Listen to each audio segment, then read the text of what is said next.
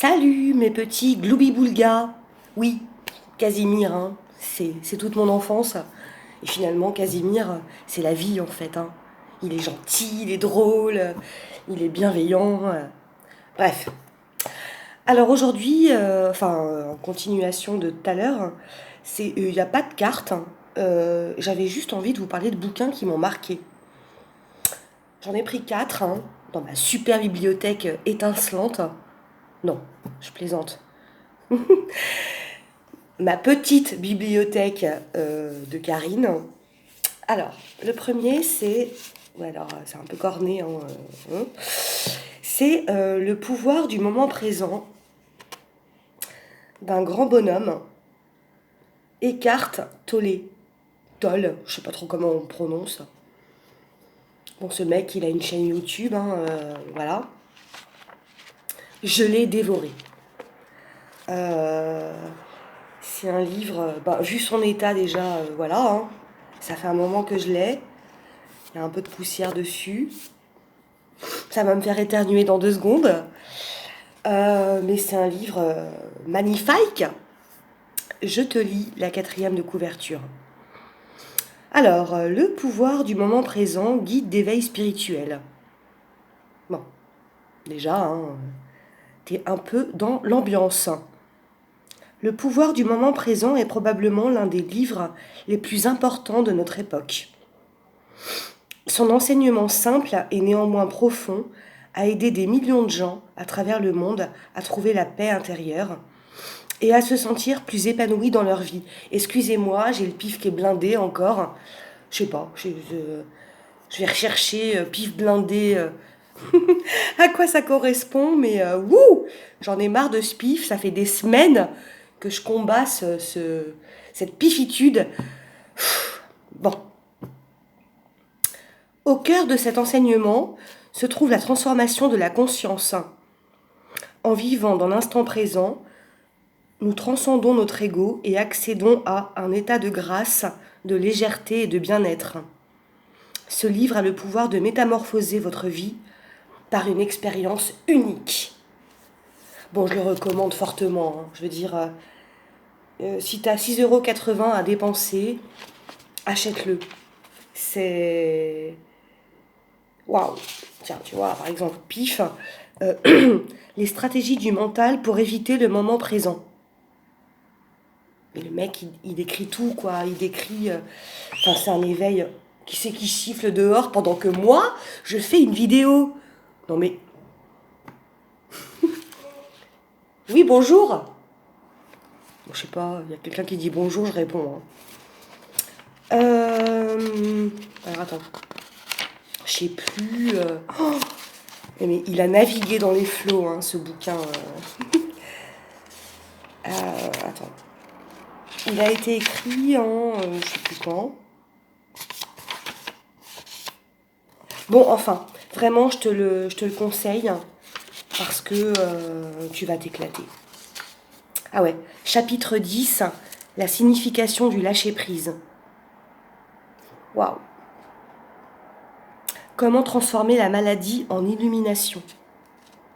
Comment transformer la souffrance en paix? Comment utiliser la négativité et y renoncer? Habiter pleinement son corps. La source du chi. Le silence, le vide. Les relations d'amour et de haine. Ce n'est pas ce que vous pensez. Bon, vraiment une Bible, hein. Enfin, à lire, à relire. Tu prends ton temps, mais c'est une Bible. Ok, 2e bouquin. Rien à voir.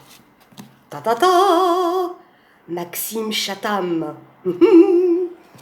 Bon, pour moi, avec Jean-Christophe Granger, c'est le maître du suspense, du polar, de la littérature qui te fait flipper, que tu commences à 22h, à 4h55, tu es encore en train d'être là, qu'est-ce qui te passe? Il a un génie, et puis ce mec, il est habité par la musique. C'est-à-dire que à chaque intro de ses livres, mais toutes, hein, parce que je crois que je les ai tous, il écrit les musiques qu'il écoute pour écrire. Donc c'est un grand connaisseur de la musique classique.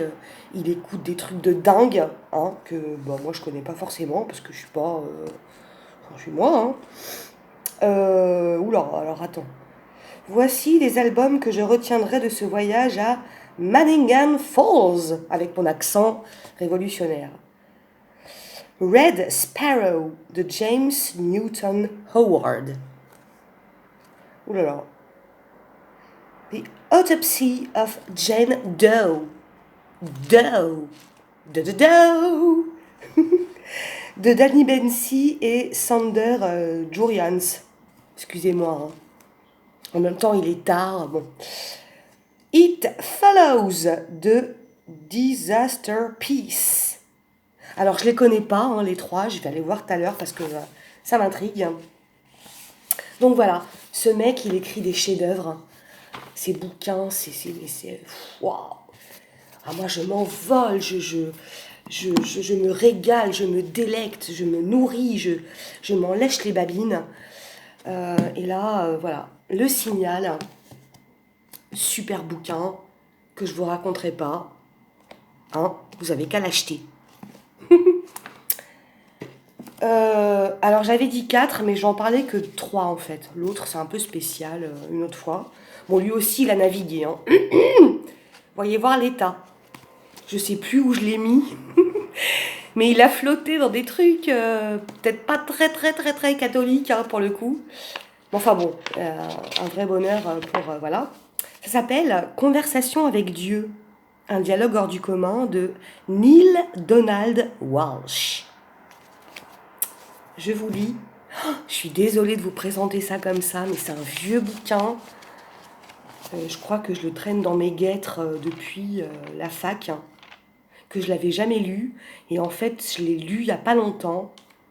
Et bon, voilà. Hein, faut... Alors, écoutez ça.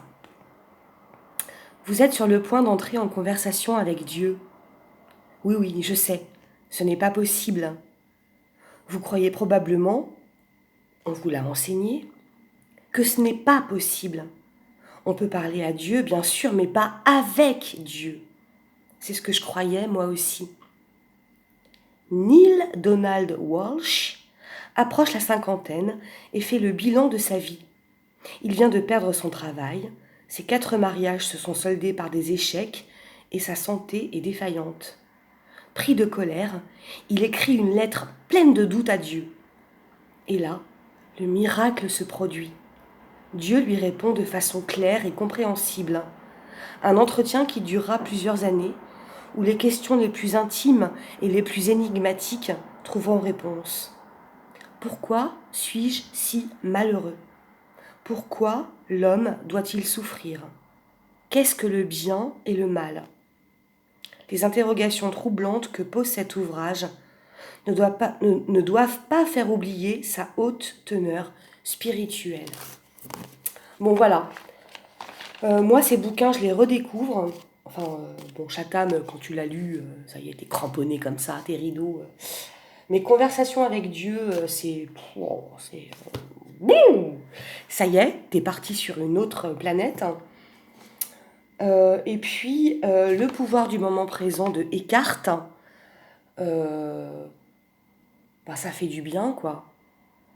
Tu te rends compte que tu peux être... enfin voilà, hein, tu vis des expériences spirituelles, t'es super ancré sur Terre, hein, parce que t'es là, hein, c'est pas pour rien. Mais des fois, t'as des bouquins comme ça qui te tombent entre les mains ou qui te retombent entre les mains et qui te font un bien fou.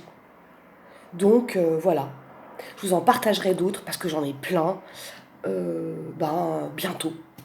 Je vous fais des gros bisous et je vais aller déguster avec mes enfants une tarte au reblochon. Ouais. Salut.